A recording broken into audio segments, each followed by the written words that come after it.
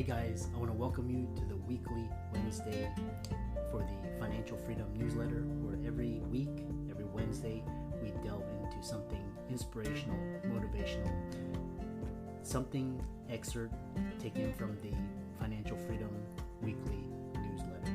Wherever you are, if you're listening on Spotify, on iTunes, Google, be sure to click the like, subscribe, share, comment. And without ado, let's get into the show.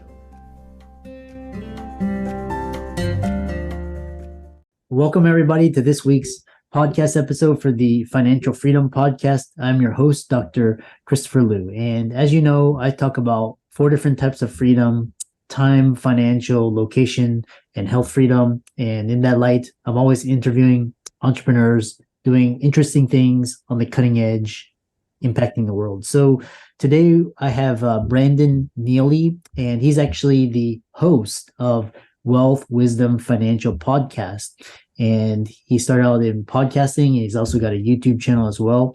And he's a serial entrepreneur, profit first, and bank on yourself professional, which we will talk about later on. So Brandon, welcome. Oh, should I call you Dr. Chris, or what should I call you there? All my friends call me Chris. Oh, there you go. Hey, whatever works.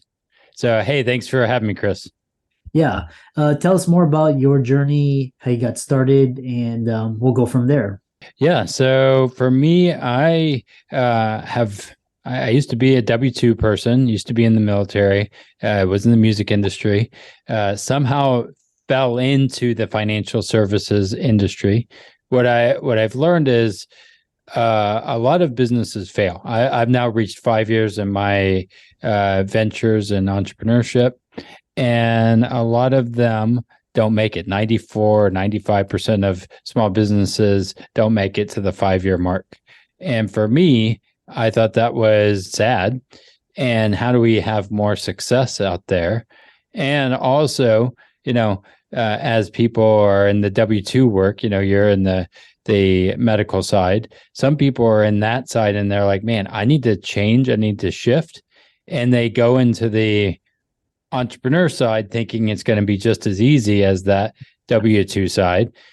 And they realize, oh crap, this is hard and I'm not making any money as much as I was on that other side. So how do I balance those two worlds before I just jump ship, maybe as a doctor or a physician or whatever? How do I balance those, build a real estate portfolio? Anyway, so that led me into doing our financial services firm, helping people understand this concept of infinite banking and profit first, and using our experience from our past in coffee world to help others now.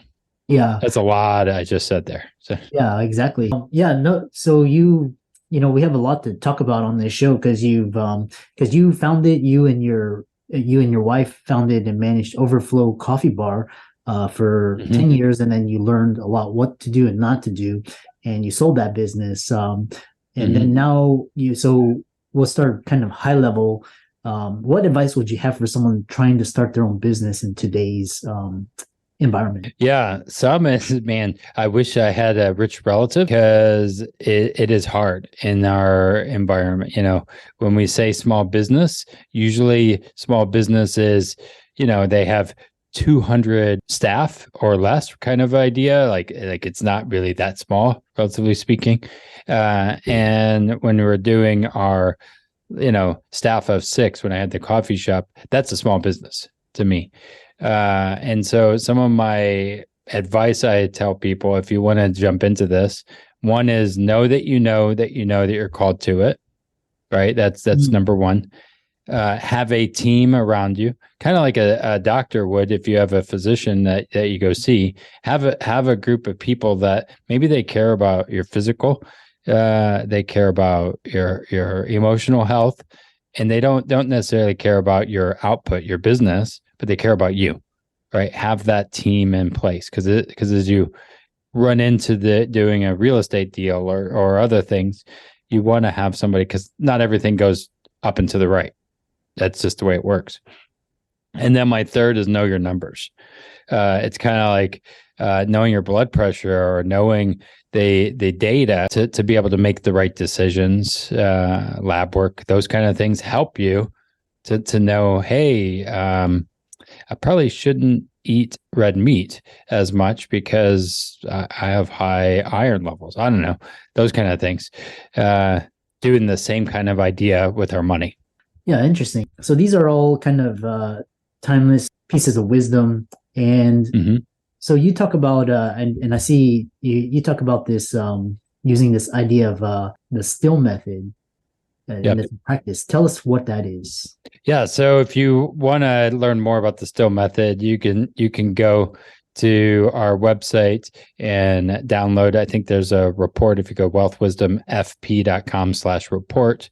So the still method is, again, reverse engineering kind of where we want to be, right? And so this is the thing where, you go into a doctor's office and they ask you how you feel and all this other stuff, right?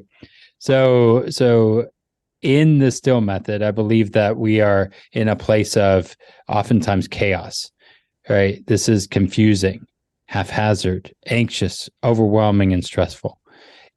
All the world is in this chaosness, right? Confusing, haphazard, anxious, overwhelming, stressful. What we need to do is get out of that chaos into a place of still, right? And this is where we develop the still method. And the still method is set your sights. Like, you cannot just, have not just kind of go through life without goals, right? So you need to set your sights. Where do you want to go? Where do you want to be in 10 years, 20 years? And then reverse architect that, right? So setting your sights is so important. I would say a lot of people I meet haven't ever done that work of setting their sights. They just are kind of haphazard in life, and then they wonder why they're where they're at. Well, they never actually sat with themselves or their significant others to ask those questions, right? So that's the S. Any questions on the S? Because I can keep going all day long on this stuff, but any questions on that? No, and then keep going. Awesome. So then the T is again, it's still track your in and out, right? You cannot just have goals, but you need to track what you're doing, right? This is kind of like, again, thinking about the doctor thing of tracking your blood pressure, to calorie intake, outtake, tracking. Some people like that word budgeting. Other people hate the word budgeting. For me, we have a quest that we have in our membership site, manage cash flow like a millionaire. Like, that's just tracking your money, tracking your what you're doing. Then you have to do and inspect the progress, right? You don't just track it, but you inspect it to see, okay, are those efforts leading to what I want, right? A lot of times, again, going to a doctor, they might say, okay, I want to see you in six months to inspect if what we said is going to work, right? That's the same kind of idea. So inspecting. Then you look for 1% adjustments. People will want to think that if I do this one thing, it's going to skyrocket me somewhere. But usually it's those 1% adjustments that lead to success, not the big things, right? So 1%, little tweaks, and then live deliberately. No one just becomes a type 2 diabetic accidentally, right? A lot of times it is the little actions that led to that. And so we have to be deliberate in the actions we want, right? In the future, right? And so we want to live deliberate towards the results that we want, right? Whether it's, for me, going to the gym regularly is really important, right? And I'm deliberate in showing up to those things because I want certain results that'll show up over time. And you just kind of do that cycle over and over again. The still method is just a framework for me of saying, okay, do I want to have a healthy marriage? Okay, what kind of marriage do I want? All right, set your sights, all of that kind of stuff. And just going through that process. So yeah. I love that. I love this acronym and this idea of just getting still, because there's so much noise and so much things vying for our attention and just craziness. So I love this idea. You just get centered, clear, drown out all the noise. So we'll talk about this. And then one thing you talk about is when you went through a big pivot and you use this idea of profit first to help people know when to do a big pivot. Yeah. So one of the things I do think about when it comes to even that still method or reverse engineering, it's really important to understand your goals, where you want to go, and not someone else's. What I've realized is if you don't have a plan for your money, everybody else does. There's so much out there, Same with our eating habits, right? I mean, literally. Grab and go easy, and we wonder why we're fat. I'm like, well, if you don't have a plan, someone else has a plan to make it easier for you, theoretically. And I think that's kind of, for me, our economy. Our economy right now is all on insulin. We're on bad things to keep us growing, which I in my opinion, growing isn't always healthy. Because that doesn't necessarily mean if you keep growing, you become overweight, 300 pounds, 600 pound life or something like that. And we want to think about what is our health, human health and all that. So profit first really helped us say, okay, we've been doing this business, but it's not helping us. Our business was called Overflow, right? But we weren't making sure we were taken care of. Literally, so much so that I ended up in the hospital for anxiety and blood pressure. And I was like, man, I'm creating a business to overflow and change the world, but it's going to kill me. And I need to make a shift, make a pivot. And that pivot was making sure we are taken care of, and then helping build the foundations to other things from there. It's really hard to do sometimes, especially if you're a person that is probably in the medical world. We're givers, right? And so you continue to give, and you can't give if you're dead, right? That's a problem.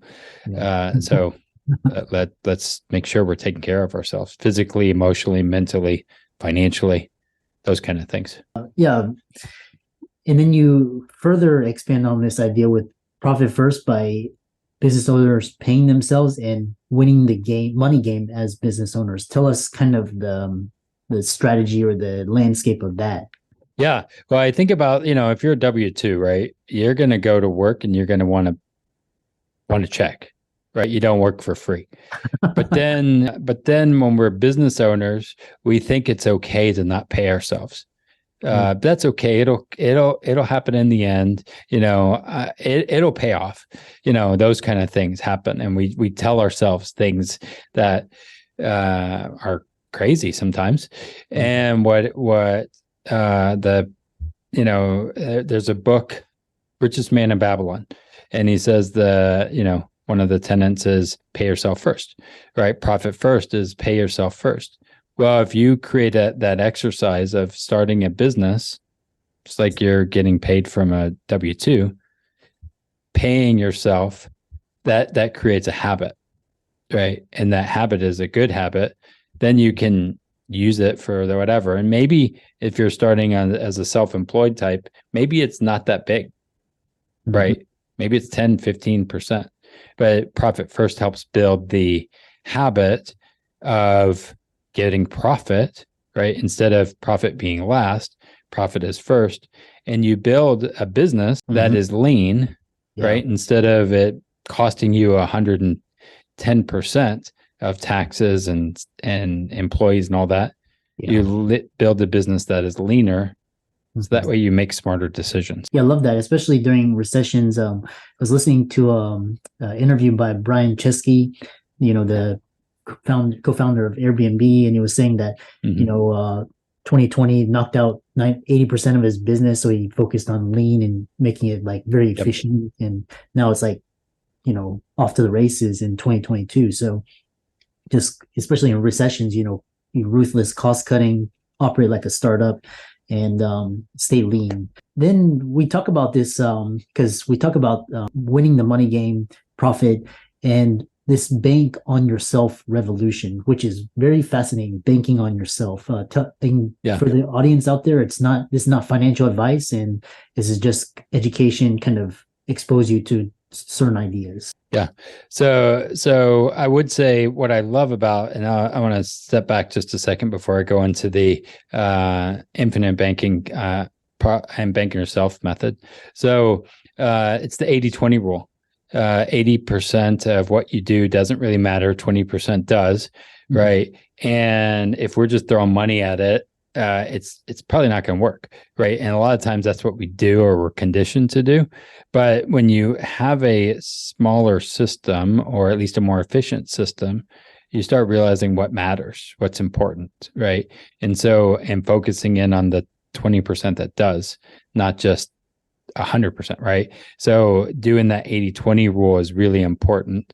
And then what I've done is, okay, so I've implemented profit first. I learned about this infinite banking system, and really what it is, it's a cash flow management system. I just happen to use life insurance as one of those banks that I use to grow my business, right?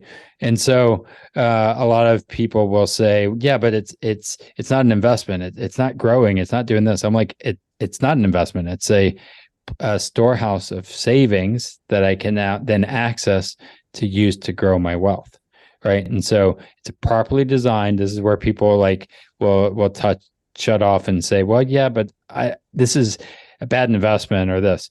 It is a properly designed whole life insurance that has mutually owned companies that have been paying dividends for over 100 years, right?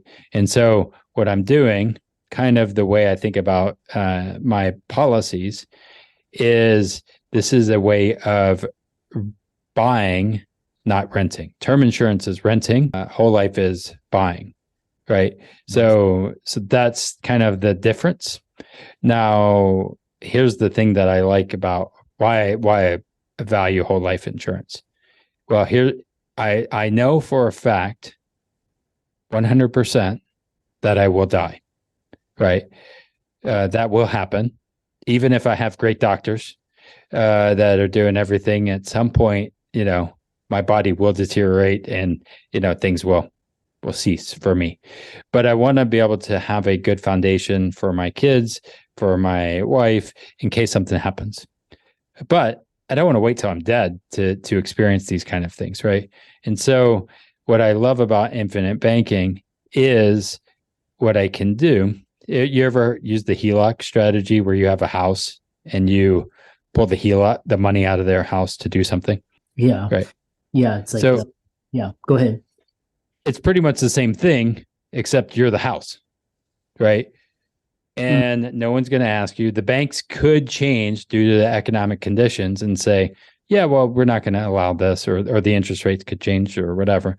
With the policies, I can just take a policy loan, to do different things to grow my wealth, right? And so access to capital, again, is really important. So I used my policy to pay off high interest debt in the former coffee shop, right? Because I don't know about you, but when you start a business, people just don't give you money. Usually they give you money for school, but they don't give you money to start a business. It's kind of weird, right? But that's the way it works.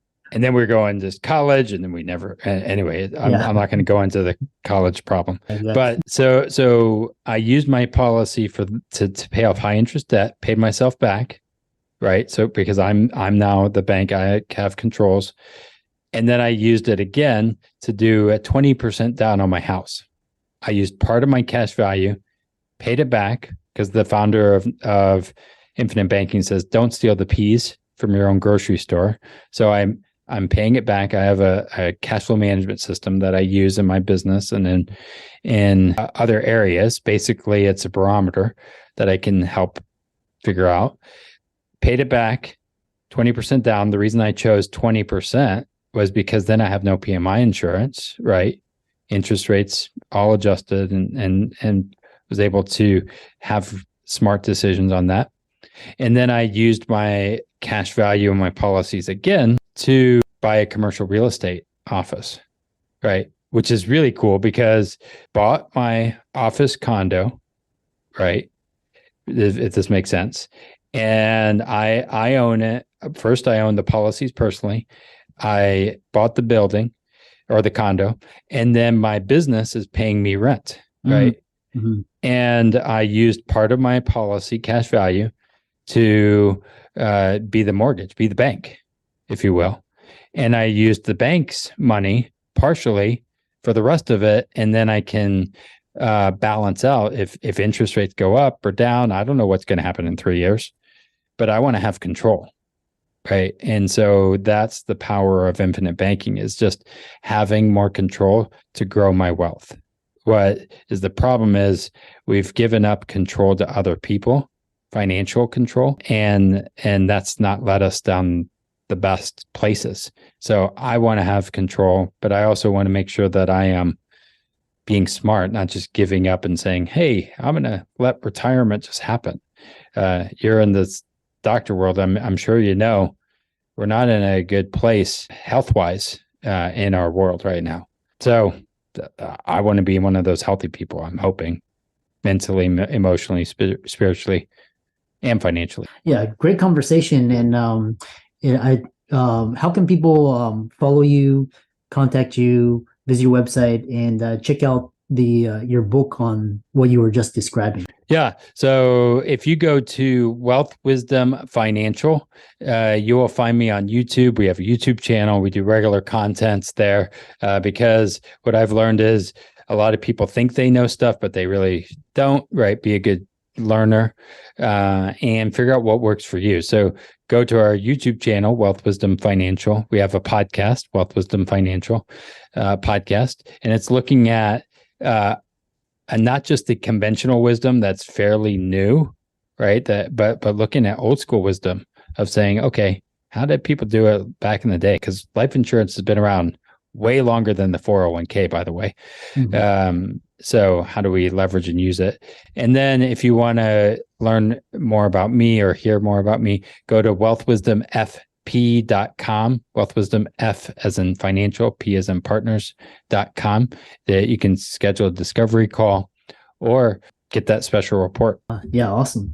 Great conversation. I really love this idea of banking on yourself. I'm going to check out your book as well, Profit First, as well as Bank on Yourself Revolution. These concepts are really interesting and intriguing. And for all the listeners out there, sorry? To be clear, those are not my books. Those are, I have good mentors. We will write our own book, but Profit First was written by Mike Michalowicz, which is just an amazing author. And Bank on Yourself is written by Pamela Yellen. And eventually I'll have a book, probably in the next 3 months, written by Amanda Neely, CFP, and Brandon Neely. But probably Amanda will write most of it. Awesome. Thanks for that clarification. And thanks so much for a awesome podcast. Awesome. Thank you.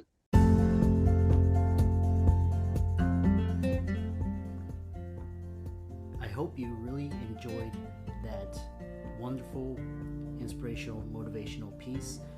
Again, wherever you are listening, if you liked it, be sure to like, comment, share, subscribe. We're on everywhere: Spotify, iTunes, Google, Amazon, Audible. And without much ado, be sure to thank this show's sponsors, and we'll see you next week.